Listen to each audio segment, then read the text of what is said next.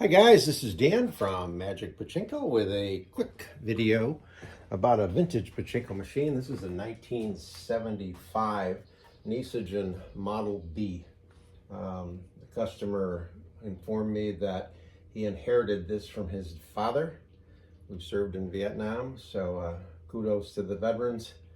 I'm not sure if he brought it home while he was there, because I think he would have been there earlier than this machine was made. I don't know, the timing is a little off, but at any rate, it ended up just full restoration, just in my mind a beautiful machine. So one of the things that I just want to talk about real quick, Nishijin Model Bs, I've done over 350 restorations now. The vast majority of them have been Nishijin Model Bs. Obviously they made a lot of them. I love the design. I've heard some grumblings about them on the different forums and stuff. They will jam, but I don't believe they're prone to jamming. However, from a restoration standpoint, these things are a dream to work on. They're consistent. They're the same. If you can do one, you can do them all. So again, full restoration with a new play field. Took care of the wood with the polyurethane, so on and so forth, and then swing it around on the back. This entire guts will come off in one piece if you know how to do it. So for me, that's a blessing. I get it ready, I can just lift it off. Obviously I take it all apart and clean it, but it's a very easy process for me once you've done a number of them. So again, everything's all cleaned up. A little break here on the upper tray, probably tipped over at some point. A little super glue fixed that right up. There were two things missing on this machine. The lower track cover, which is very, very typical of so many Pachinko machines. I don't know why, but they're missing quite often. This is a 3D printed upper feed track. This particular one was done by my friend Rudy in Ohio. I print them also, but Rudy just visited, so he brought some with him, and it just fits right in there, and spring loads right like that. There we go. And then the seesaw cover was missing, and unfortunately I didn't have an extra one, so it's still missing. So to get this thing ready for play, right now I've got it leaning backwards a little bit. I've got some little ramps, whatever you want to call it, wedges under the front. The customer's going to wall mount this machine, and before he gets ready to do that, we'll have a conversation, and I'll explain to him what he needs to do to get it wall mounted properly. So now you're ready to play the machine. You want to plug your 12-volt wall transformer in and plug it into the pigtail, and the the ball out light will come on and stay on. That's the nature of that particular light. It's dictated right here by a leaf switch. If this gets lifted off, the light goes out. Okay.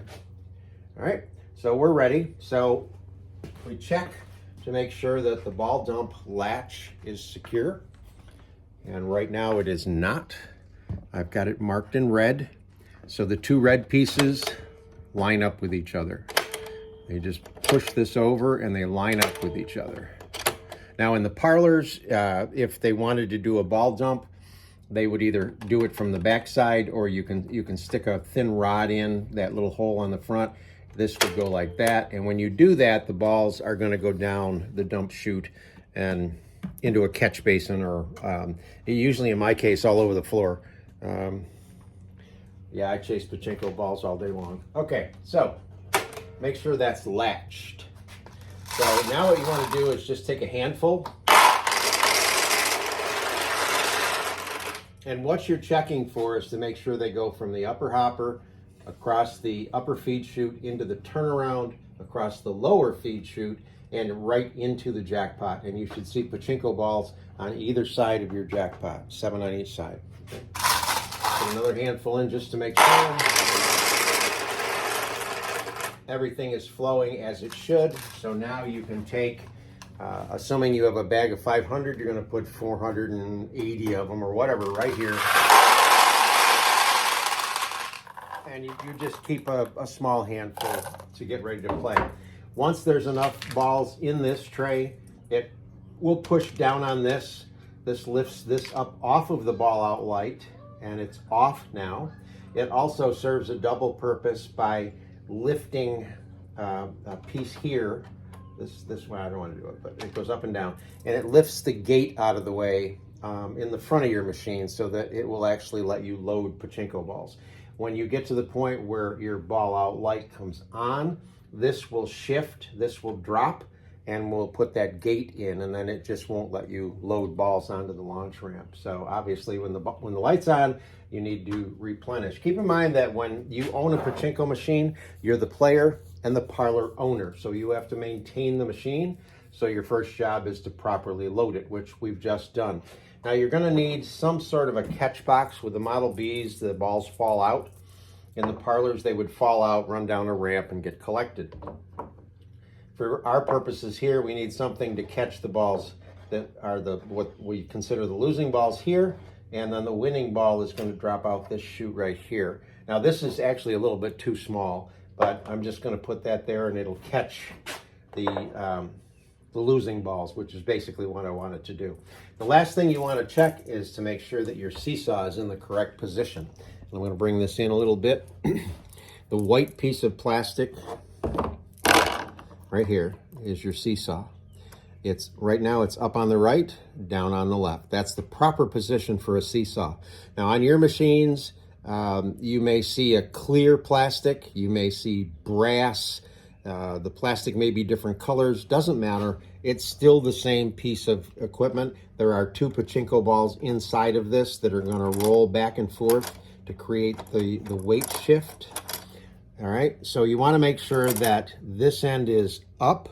Now without having a cover on, it's pretty easy to do that. But if you have a cover on your machine, down along this bottom edge, there will be a push rod, and I've got it marked with a red arrow, and you're just simply going to push up on that push rod, and it'll bring your seesaw back where you want it. So make sure the seesaw is up on the right side, down on the left. So here's what's going to happen. Any ball that comes into the machine as a win comes in, runs down a ramp. The ramp is right here, right in line with the seesaw. The ball enters the seesaw tips, lets the ball out. It goes down to right where this little brass nail is, right in this area. It lands on the tip of the jackpot arm. The jackpot arm goes across, up, and over. It's like a backward C. When the jackpot arm goes down, this will open the jackpot and let the balls out as a win. The weight of the balls will then lift the paper clip out of the way. The winning ball drops off of the jackpot arm. When the weight's off of it, it'll bring the jackpot arm back up. And when it does that, it refills the jackpot. So they're all connected. If you get if you're playing and you get a win and it does not pay out, you need to stop playing. And most likely there will be a ball in this area, probably sitting right on the jackpot arm. And all you have to do is just tap it, wiggle it, go in here and wiggle this. The ball will drop out and the whole machine will reset. But don't continue playing if you don't get a payout, because if you continue playing and not get a payout, you just keep jamming balls up inside the machine. And I think that's what some people complain about. And it's not the fault, well, it is the fault of the machine initially, but it's the fault of the player if they just keep playing and playing and playing and expect something to change, because it's not going to. So we have the machine fully loaded up. All right, you're now the player. You're going to drop some balls in the upper feed tray. And when you launch, you curl your fingers under the finger rest, bring the launch lever all the way down and let go. Now, one thing that I want you to notice is that when I go all the way down and let go, the balls are coming all the way over. They're missing the catch box in the back, by the way. They're coming all the way over, hitting the bumper and staying on the right-hand side. That's fine if you're shooting for these things here, but if you want to shoot for this stuff, you still want to come, hang on. You still want to come all the way down, but then let off a little bit before you let go, and it'll stay on the other side.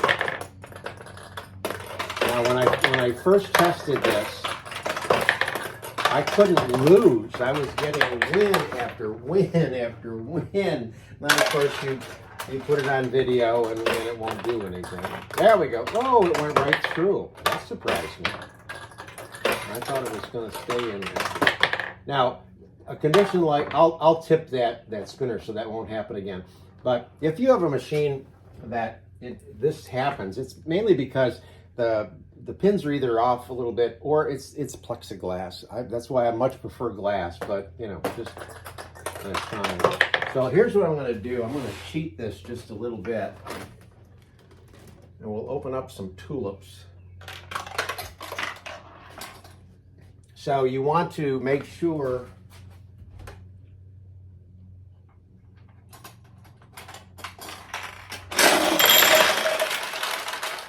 there we go. All right. So you want to try to shoot for the center, because when you go into the center attraction, it will open tulips. So if I go in on the right side of the center, it'll open the tulips. Okay.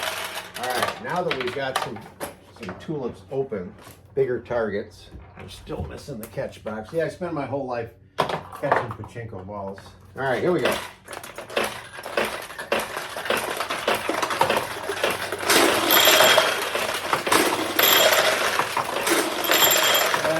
That's better. That's the way it's supposed to go.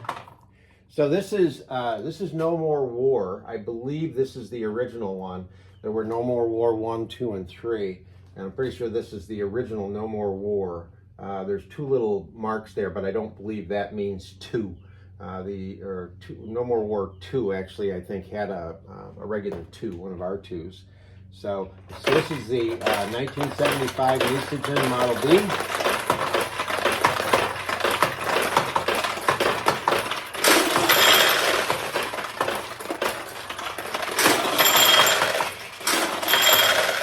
With the full restoration. Hope you like it.